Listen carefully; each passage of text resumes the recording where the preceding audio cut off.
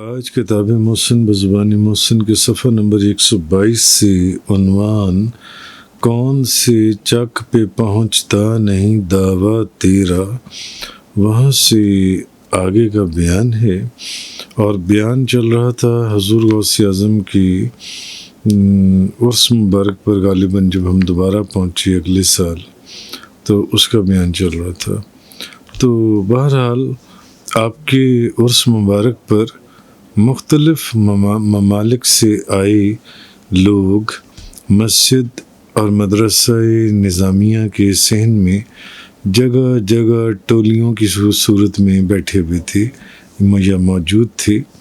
تو نہ صرف مسجد کے ہال بلکہ باہر صحن میں انتظامیہ کی جانب سے اہلاً و سہلاً مرحبا بضیف سلطان الاولیاء شیخ عبد القادر جیلانی کے جگہ جگہ بینرز لگے ہوئے تھے، بلکہ ہر گروپ نے جو دنیا کے مختلف علاقوں سے لوگ آئے ہوئے تھے، مختلف ممالک سے، اپنے اپنے بینر اور جھنڈے مختلف جگہوں پر درگاہ کے اوپر آویزاں کر رکھے تھے۔ اس میں ایک اجمیری گروپ تھا۔ اجمیری گروپ نے تو ہر جگہ جگہ اپنے نام سے خوش آمدید کے بینرز بھی لگا رکھے تھے۔ ان کو دیکھ کر حیران ہوتا اور سوچتا کہ حضور غوث اعظم سے محبت اور عقیدت رکھنے والے لوگ دنیا میں کہاں موجود نہیں ہیں۔ بحر و بر، شہر و قرا، سہل و حزن، دشت و چمن، کون سے چک پہ پہنچتا نہیں دعویٰ تیرا۔ بہرحال یہ سوچ رہا تھا کہ حضور غوث اعظم سے محبت اور عقیدت رکھنے والے لوگ دنیا میں کہاں موجود نہیں۔ بہرحال یہ سوچ ہی رہا تھا کہ 1997 میں مدینہ منورہ میں ملنے والے فرانس کے شہر پیرس کے وہ چند کلین شیف نوجوان مجھے یاد آئے۔ 1997 کا واقعہ ہے۔ مدینہ منورہ میں فرانس کے شہر پیرس سے کچھ نوجوان آئے ہوئے تھے جو حضور صلی اللہ علیہ وسلم کی محبت میں مدینہ منورہ کی گلیوں میں ننگے پاؤں پھرتے رہتے تھے، یا مسجد نبوی شریف کے صحن میں بیٹھ کر گنبد خضرا کو دیکھتے رہتے، یا پھر اکثر میرے پاس آ کر بیٹھ جاتے اور حضور صلی اللہ علیہ وسلم کا ذکر کرتے رہتے۔ ایک روز مجھے کہنے لگے، آج ہماری قیام گاہ میں بعد از نماز عشاء محفل میلاد میں اگر آپ تشریف لائیں تو ہمیں بہت خوشی ہوگی۔ میری تو اچانک مدینہ منورہ میں ان لوگوں سے ملاقات ہوئی تھی، تو وہ اکثر وہ نوجوان جو پیرس سے آئے ہوئے تھے وہ لوگ میرے پاس بھی آ کر بیٹھ جاتے جو ان سے فرانس سے۔ تو مجھے کہنے لگے کہ آج ہماری قیام گاہ پر یعنی ہمارے ہوٹل میں رات کو عشاء کی نماز کے بعد محفل میلاد ہے، تو کیا آپ بھی تشریف لائیں گے؟ بڑی محبت سے انہوں نے دعوت دی۔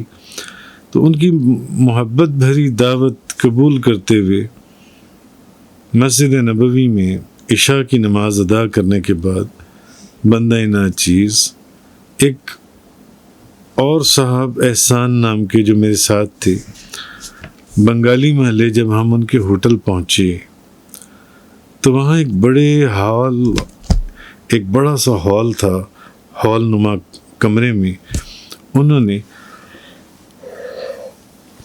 محفل میلاد کا اہتمام کر رکھا تھا۔ ان لوگوں نے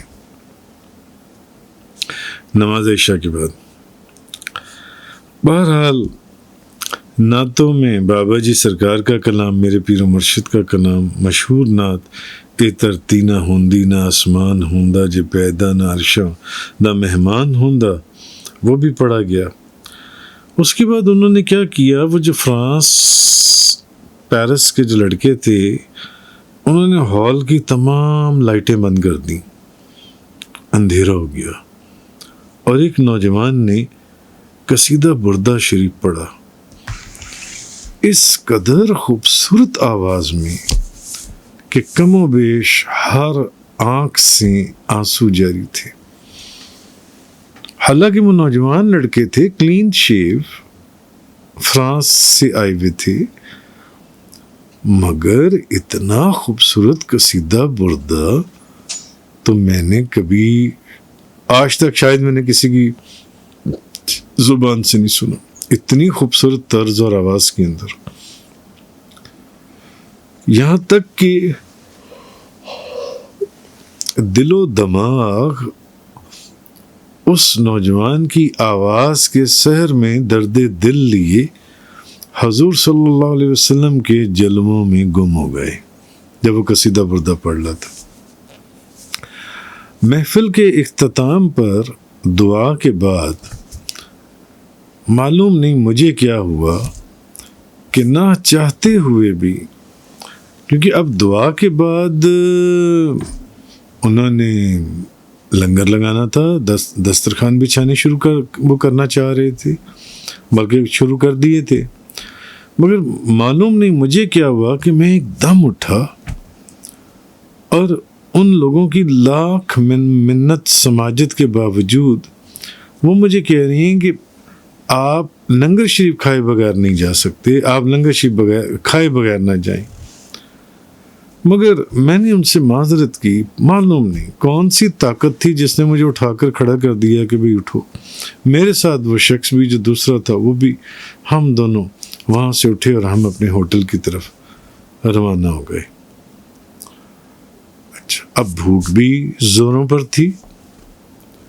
راستے میں ایک ریسٹورنٹ نظر آیا تو وہاں سے کچھ کھانا خریدا کہ ہوٹل میں چل کر کھاتے ہیں. اوپر سے گہری سوچوں میں گم تھا، خود ہی سوچنے لگا، یا اللہ یہ کون سی غیبی طاقت تھی جس نے ختم شریف اور دعا کے فوراً بعد نہ صرف مجھے وہاں سے اٹھنے پر مجبور کر دیا بلکہ 2-4 منٹ کے اندر اس ہوٹل نما بلڈنگ سے دور نکال دیا. سوچنے لگا اب جو ریسٹورنٹ سے کھانا خرید کر ہوٹل میں جا کر کھاؤں گا، وہاں تو لنگر شریف کا وسیع انتظام تھا، وہاں کیوں نہ کھایا؟ میں کیوں اٹھا فوراً؟ اتنا عالی شان انہوں نے حضور کے میلاد پر لنگر بنایا ہوا تھا. وہ مجھے کہتے رہے کہ آپ لنگر شریف کھائیں، مگر جیسے ہی میلاد مکمل ہوا، سلام اور ختم شریف ہوا، میں فوراً اٹھا اور میرا ساتھی بھی اٹھا اور ہم فوراً، وہ بھی مجھے دیکھتے ہوئے میرے پیچھے پیچھے باہر نکل آیا. اور اب یہاں ریسٹورنٹ سے کھانا خرید کر کھا رہی ہو، وہاں تو موجود تھا، وہیں پر کھا لیتے. یہ تم نے کیا کیا؟ اب باہر آگے سوچ رہا ہوں کہ یہ تم نے کیا کیا، وہیں بیٹھ کر کھانا کھا لیتی. پھر سوچا کہ مدینہ منورہ میں آنے والے لوگ نبی کریم صلی اللہ علیہ وسلم کے مہمان ہوتے ہیں، اور جب میزبان کامل، اکمل اور مکمل ہو تو پھر مجھ جیسے ناقص، ناکارہ اور نامکمل کے لیے ضرور کوئی نہ کوئی بہتری ہی ہوگی. یہ جو کچھ بھی ہوا ہے، اچھا غالباً اگلے ہی دن یا اس سے اگلے دن، لیکن مجھے یاد پڑتا ہے اگلے ہی دن، مسجد نبوی شریف میں پھر ان نوجوانوں سے ملاقات ہوئی جو فرانس سے آئے ہوئے تھے. تو وہ مجھے کہنے لگے ملتے ساتھ انہوں نے جو مجھے پہلا جملہ بولا، مجھے کہنے لگے، مجھے ان کا جملہ آج بھی یاد ہے کیونکہ مجھے ڈائری لکھنے کی عادت ہے، تو میں جو واقعات ہوتے ہیں ان کو لکھ لیتا ہوں، بعد میں اس کو ایک کتابی شکل میں لانے کی کوشش کرتا ہوں. تو مسجد نبوی میں جب اگلے دن ان سے ملاقات ہوئی تو مجھے کہنے لگے، حضور اچھا ہوا آپ کل ہمارے لاکھ روکنے کے باوجود بھی وہاں سے چلتے چلے آئے. میں نے کہا وہ کیوں بھائی؟ میں سمجھا شاید یہ کوئی شکوہ ہے ان کو کہ میں ان کو چھوڑ آیا. کہنے لگے بہت اچھا ہوا جو آپ کل وہاں سے فوراً نکل آئے، کیونکہ آپ کے نکلنے کی دیر تھی، ابھی دسترخوان بیچ ہی رہے تھے کہ سعودی پولیس نے چھاپہ مار دیا. اور جتنے میلاد منانے والے لوگ تھے سب کو گرفتار کر لیا. اس ہال میں جتنے بھی 25-30 کم و بیش جتنے بھی لوگ تھے سب کو گرفتار کر لیا، اور بطور سزا پوری رات، کیونکہ آپ کو معلوم ہے وہاں کا جو قانون اور معاملہ ہے، اور بطور سزا پوری رات ہمارے پاسپورٹس پکڑ لیے اور ہمیں اسی ہال کے اندر انہوں نے بند کر دیا کہ تمہیں یہاں پر اس محفل کی اجازت کس نے دی. خیر، یہ تو ایک واقعہ تھا. تو حضور صلی اللہ علیہ وسلم سے ان نوجوانوں کی محبت دیکھ کر میرے دل میں یہ خیال گزرا کہ یہ آداب محبت اور طریقت تو فقط اللہ والوں کی بارگاہ اور آستانوں پر سکھائی جاتی ہیں. جس محبت سے انہوں نے میلاد کروایا، جس محبت سے انہوں نے ہمیں بلایا، جس محبت سے وہ مسجد نبوی میں روز مجھ سے ملتے تھے اور ننگے پاؤں مدینہ منورہ میں پھرتے رہتے تھے، جوتی نہیں پہنتے تھے، اور جس محبت سے وہ مسجد نبوی میں بیٹھ کر گنبد خضرا کو دیکھتے رہتے تھے، دل میں خیال آیا یقیناً یہ لوگ کسی مرد کامل سے بیعت رکھتے ہوں گے. ایک دن میں نے ان سے پوچھ لیا کہ کیا تم لوگ کہیں بیعت بھی ہو؟ کہنے لگے ہاں، ہم حضور غوث الاعظم شیخ عبد القادر جیلانی کے مرید ہیں. میں نے کہا بھئی مرید تو ہم سب انہی کی ہیں، مگر روحانی بیعت کے ساتھ ساتھ جسمانی یعنی ظاہری بیعت کی بھی ضرورت ہے. وہ نوجوان کہنے لگے، انہوں نے مجھے آگے سے جواب دیا، کہنے لگے نہیں معلوم نہیں، بس ہم حضور غوث الاعظم ہی کے مرید ہیں. وہ پڑھے لکھے فرانس کے نوجوان. اب ان نوجوانوں کا اپنی نسبت حضور غوث الاعظم سے منسوب کرنا کچھ عجیب بھی نہ تھا، کیونکہ آپ سرکار کا فرمان مبارک ہے، جس شخص نے اپنے آپ کو میری طرف منسوب کیا اور میرے ارادت مندوں کے حلقے میں شامل ہو گیا، ایسا شخص میرے اصحاب اور مریدین میں سے. یعنی یہ تو حضور غوث اعظم کا اپنا فرمان ہے کہ جس بندے نے اپنے آپ کو مجھ سے منسوب کیا اور یہ سمجھتے ہوئے کہ وہ میرا مرید ہے، میرے ارادت مندوں میں داخل ہو گیا، وہ شخص میرے ہی اصحاب اور میرے ہی مریدین میں سے ہے. اللہ تبارک و حضور غوث اعظم نے فرمایا اللہ اس کو قبول فرماتے ہوئے اس پر اپنی رحمت نازل فرماتا ہے. ویسے بھی احادیث مبارکہ کے مفہوم سے بھی ہمیں یہ پتہ چلتا ہے کہ جس کو جس سے محبت اور عقیدت ہوگی وہ قیامت والے دن اسی کے ساتھ ہوگا، بھلے اس جیسی اعمال نہ بھی رکھتا ہو. لہذا سلسلہ قادریہ سے نسبت رکھنے والے اگر بلا واسطہ حضور غوث اعظم کے مرید ہیں تو بالواسطہ سہروردیہ، نقشبندیہ، چشتیہ بھی حضور غوث اعظم ہی کے مرید اور فیض یافتہ ہیں.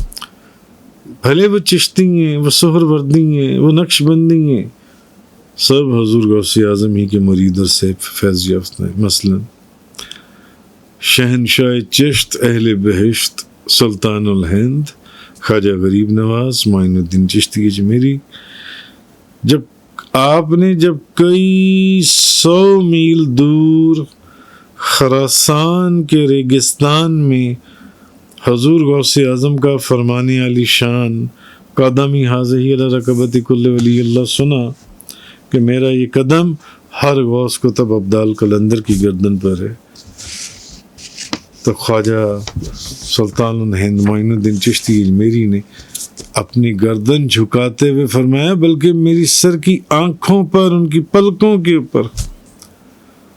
اور پھر آپ جب بغداد شریف میں حضور غوث اعظم کی خدمت اور صحبت میں 57 دن گزارنے کے بعد عراق کی ولایت کے طالب ہوئے تو حضور غوث اعظم نے فرمایا معین الدین، ہم عراق شہاب الدین سہروردی کو دے چکے، ہم آپ کو ہندوستان عطا کرتے ہیں.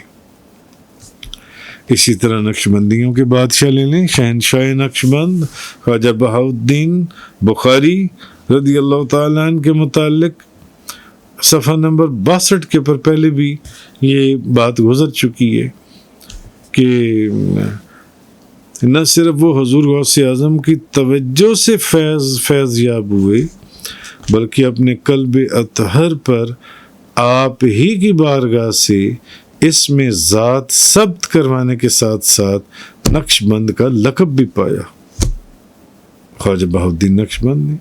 اب رہ گیا سلسلہ سہروردیہ، تو شیخ الشیوخ خواجہ محمد عمر شہاب الدین سہروردی نہ صرف حضور غوث اعظم کی دعا کا نتیجہ ہیں، بلکہ آپ کا فرمان ہے، آپ کہتے ہیں کہ آغاز جوانی میں جب میں جوان تھا تو علم الکلام، فلسفہ یونانی اور علوم مناظرہ مجادلہ وغیرہ پر مجھے بڑا عبور حاصل تھا۔ ایک روز شیخ عبد القادر جیلانی نے اپنا ہاتھ میرے سینے پر رکھا اور فرمایا، ہم نے تمہارے سینے سے علم الکلام معاف کر کے ہم نے تمہارے سینے کو معرفت حق سے بھر دیا۔ خواجہ شہاب الدین سہروردی فرماتے ہیں، خدا کی قسم ابھی آپ کا ہاتھ میرے سینے سے جدا نہ ہوا تھا کہ ان کتابوں کا ایک لفظ بھی مجھے یاد نہ رہا، اور جب آپ کی بارگاہ سے واپس ہوا تو علم و حکمت اور علم لدنی میری زبان پر جاری ہو چکے تھے۔ بھئی یہ سہروردیہ کے بادشاہ، وہ نقشبندیہ کے، وہ چشتیوں کے بادشاہ۔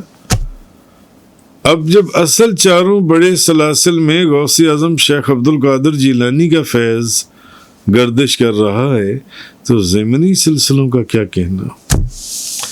معلوم ہوا سلسلہ کوئی بھی ہو، بلوغ مرید اور فیض یافتہ حضور غوث اعظم شیخ عبد القادر جیلانی ہی کے ہیں، اور شاید اسی لیے حضرت امام ربانی مجدد الفسانی شیخ احمد سرہندی رضی اللہ تعالیٰ عنہ، آپ کا فرمان ہے کہ ائمہ اہل بیت اطہار میں 11ویں امام حسن عسکری کے بعد سے امام مہدی تک ہر ولی، حضرت مجدد پاک فرماتے ہیں کہ ائمہ اہل بیت اطہار میں 11ویں امام حسن عسکری کے بعد سے امام مہدی تک ہر ولی غوث اعظم شیخ عبد القادر جیلانی کا محتاج ہے۔ اس لیے شاید آپ نے فرمایا، شربتم فضلتی من بعد سکری ولا نلتم لبی واتصالی، میرے مست ہونے کے بعد تم نے میرے پیمانے میں بچی شراب پی تو لی، لیکن پھر بھی میرے بلند مرتبے اور قرب کو نہ پا سکے۔